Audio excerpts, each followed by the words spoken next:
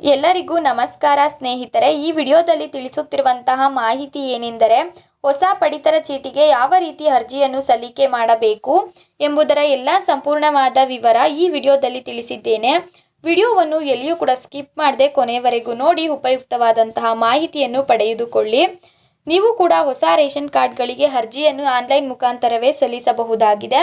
ಎಲ್ಲ ಸರ್ಕಾರಿ ಯೋಜನೆಗಳಿಗೆ ಹಾಗೂ ವೈದ್ಯಕೀಯ ಕೆಲಸಗಳಿಗೆ ಮತ್ತು ಉದ್ಯೋಗಗಳಿಗೂ ಕೂಡ ರೇಷನ್ ಕಾರ್ಡ್ ಬೇಕೇ ಬೇಕು.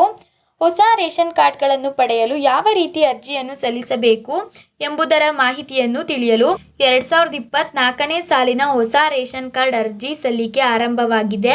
ಹೌದು ಸ್ನೇಹಿತರೆ, ಏಪ್ರಿಲ್ 1ನೇ ದಿನಾಂಕದಿಂದ ಎಲ್ಲ ಲಕ್ಷಾಂತರ ಕುಟುಂಬದ ಸದಸ್ಯರು ಕೂಡ BPL ರೇಷನ್ ಕಾರ್ಡ್ಗಳಿಗೆ ಅರ್ಜಿಯನ್ನು ಸಲ್ಲಿಸುತ್ತಿದ್ದಾರೆ.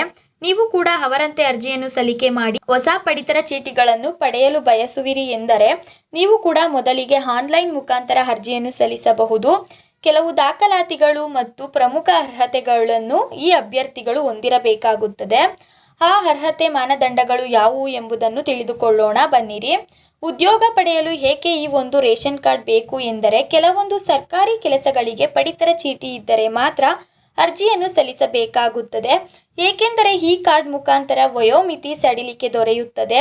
ಆ ಒಂದು ವಯೋಮಿತಿ ಸಡಿಲಿಕೆಯನ್ನು ಕೂಡ ನೀವು ಪಡೆದು ಸರ್ಕಾರಿ ನೌಕರಿಯನ್ನು ಕೂಡ ತೆಗೆದುಕೊಳ್ಳಬಹುದು ಮತ್ತು ವೈದ್ಯಕೀಯ ತಪಾಸಣೆಗೂ ಕೂಡ ಈ ಒಂದು ರೇಷನ್ ಕಾರ್ಡ್ ಕಡ್ಡಾಯ. ಇತ್ತೀಚಿನ ದಿನಗಳಲ್ಲಿ ಆಯುಷ್ಮಾನ್ ಕಾರ್ಡ್ಗಳನ್ನು ಬಳಕೆ ಮಾಡುವ ಮುಖಾಂತರ 5 ಲಕ್ಷದವರೆಗೆ ಉಚಿತ ಪ್ರಯೋಜನಗಳನ್ನು ಎಲ್ಲ ಅಭ್ಯರ್ಥಿಗಳು ಕೂಡ ಪಡೆಯುತ್ತಿದ್ದಾರೆ. ಅಂದರೆ ಉಚಿತವಾಗಿ ಚಿಕಿತ್ಸೆ 5 ಲಕ್ಷದವರೆಗೂ ಕೂಡ ದೊರೆಯುತ್ತದೆ. ರೇಷನ್ ಕಾರ್ಡ್ ಇದ್ದವರು ಮಾತ್ರ ಈ ರೀತಿಯ ಒಂದು ಆಯುಷ್ಮಾನ್ ಕಾರ್ಡ್ಗಳನ್ನು ಪಡೆಯಲು ಸಾಧ್ಯ ಹಾಗೂ ಅಂತಹ ಅಭ್ಯರ್ಥಿಗಳಿಗೆ ಮಾತ್ರ 5 ಲಕ್ಷದವರೆಗೆ ಉಚಿತ ಚಿಕಿತ್ಸೆ ಕೂಡ ಸರ್ಕಾರದಿಂದ ದೊರೆಯುತ್ತದೆ. ಅರ್ಜಿ ಸಲ್ಲಿಕೆಗೆ ಬೇಕಾದ ಪ್ರಮುಖ ದಾಖಲಾತಿಗಳು ಯಾವುವು ಎಂದರೆ, ಕುಟುಂಬದ ಸದಸ್ಯರ ಆಧಾರ್ ಕಾರ್ಡ್, ರೇಷನ್ ಕಾರ್ಡ್, ಜಾತಿ ಪ್ರಮಾಣ ಪತ್ರ, ಆದಾಯ ಪ್ರಮಾಣ ಪತ್ರ, ನಿವಾಸ ಪ್ರಮಾಣ ಪತ್ರ, ಕರೆಂಟ್ ಬಿಲ್, ಬ್ಯಾಂಕ್ ಖಾತೆ ಮಾಹಿತಿ, ವೋಟರ್ ID, ಪಾಸ್ಪೋರ್ಟ್ ಗಾತ್ರದ ಭಾವಚಿತ್ರ, ಪ್ರಸ್ತುತ ಮೊಬೈಲ್ ಸಂಖ್ಯೆ. ಅರ್ಜಿದಾರರಿಗೆ ಇರಬೇಕಾದಂತಹ ಅರ್ಹತೆಗಳು ಯಾವುವು ಎಂದರೆ, ಬಡ ಕುಟುಂಬದ ಅಭ್ಯರ್ಥಿಗಳು ಮಾತ್ರ ಈ ಒಂದು ರೇಷನ್ ಕಾರ್ಡ್ಗಳನ್ನು ಪಡೆಯಲು ಅರ್ಹರಾಗಿರುತ್ತಾರೆ.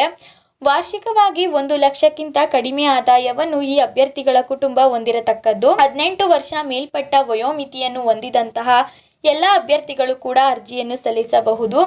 ಇದುವರೆಗೂ ರೇಷನ್ ಕಾರ್ಡ್ಗಳನ್ನು ಹೊಂದಿರಬಾರದು. ಭಾರತದಲ್ಲಿಯೇ ಈವರೆಗೂ ವಾಸ ಮಾಡಿರಬೇಕಾಗುತ್ತದೆ, ಅಂದರೆ ಭಾರತೀಯರಾಗಿರಬೇಕು. ಅಭ್ಯರ್ಥಿಯ ಕುಟುಂಬದ ಯಾವುದೇ ಸದಸ್ಯರು ಕೂಡ ಸರ್ಕಾರಿ ಕೆಲಸವನ್ನು ಪಡೆದಿರಬಾರದು.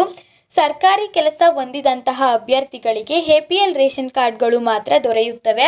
ಅಭ್ಯರ್ಥಿಯ ಹೆಸರಲ್ಲಿ 5 ಎಕರೆಗಿಂತ ಜಮೀನು ಅಥವಾ ಇನ್ನಿತರ ಆಸ್ತಿ ಕೂಡ ಇರಬಾರದು. ಅಂಥವರಿಗೆ ಈ ಒಂದು BPL ಕಾರ್ಡ್ ಕೂಡ ವಿತರಣೆ ಆಗುವುದಿಲ್ಲ. ಆನ್ಲೈನ್ ಮುಖಾಂತರ ಈ ರೀತಿ ಅರ್ಜಿ ಸಲ್ಲಿಕೆ ಮಾಡಿ ಹೊಸ ರೇಷನ್ ಕಾರ್ಡ್ಗಳ ಅರ್ಜಿ ಸಲ್ಲಿಕೆಯನ್ನು ತೆಗೆದುಕೊಳ್ಳುವಂತಹ ವೆಬ್ಸೈಟ್ಗೆ ಭೇಟಿ ನೀಡಬೇಕು.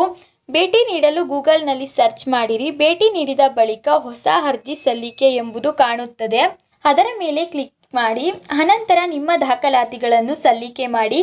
ಫೋಟೋ ಜೊತೆಗೆ ಸಲ್ಲಿಕೆ ಮಾಡುವಂತಹ ದಾಖಲಾತಿಗಳನ್ನು ಕೂಡ ನೀವು ಇಲ್ಲಿ ಒದಗಿಸಬೇಕು.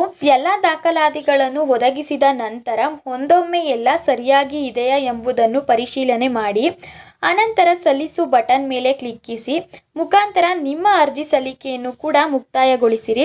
ಕೆಲವೇ ದಿನಗಳಲ್ಲಿ ನಿಮಗೆ ಹೊಸ ರೇಷನ್ ಕಾರ್ಡುಗಳು ಕೂಡ ಈ ಒಂದು ಸರ್ಕಾರಿ ವೆಬ್ಸೈಟ್ನ ಮುಖಾಂತರ ವಿತರಣೆ ಆಗುತ್ತದೆ. ಆ ರೇಷನ್ ಕಾರ್ಡ್ಗಳನ್ನು ನೀವು ನಿಮ್ಮ ಹತ್ತಿರದ ಆಹಾರ ಇಲಾಖೆ ಕಚೇರಿಗಳಿಗೆ ಭೇಟಿ ನೀಡುವ ಮೂಲಕ ರೇಷನ್ ಕಾರ್ಡುಗಳನ್ನು ಕೂಡ ಪಡೆಯಬಹುದು. ಈ ವಿಡಿಯೋಗೆ ಲೈಕ್ ಮಾಡೋದನ್ನು ಮರಿಬೇಡಿ ಸ್ನೇಹಿತರೆ. ಇದೇ ರೀತಿಯಾದಂತಹ ಉಪಯುಕ್ತ ವಿಡಿಯೋಗಳಿಗಾಗಿ ಸಬ್ಸ್ಕ್ರೈಬ್ ಮಾಡಿ ಜ್ಞಾನಜ್ಯೋತಿ ಯೂಟ್ಯೂಬ್ ಚಾನಲ್. ಈ ವಿಡಿಯೋವನ್ನು ಸಂಪೂರ್ಣವಾಗಿ ವೀಕ್ಷಿಸಿದ್ದಕ್ಕೆ ನಿಮ್ಮೆಲ್ಲರಿಗೂ ಧನ್ಯವಾದಗಳು ಸ್ನೇಹಿತರೆ. ಮತ್ತೆ ಸಿಗೋಣ ಮುಂದಿನ ವಿಡಿಯೋದಲ್ಲಿ.